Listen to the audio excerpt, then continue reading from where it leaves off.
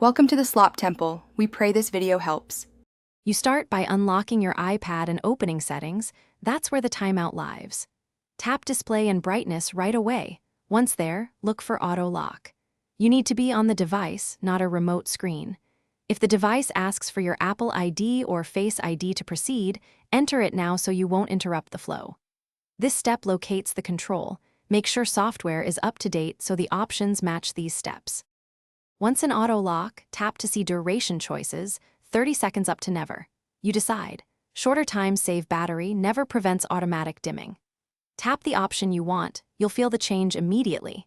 If you select never, make sure you understand the battery trade-off because the screen stays on until you manually lock it. After selecting, press home or swipe up to return.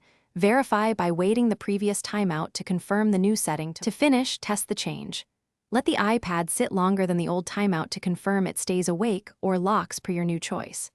If it doesn't apply, restart the iPad and return to auto lock to reselect the duration. That often fixes glitches. If auto lock is missing, try settings general transfer or reset iPad reset all settings. This preserves data but restores system settings. Use that only if simple restart fails.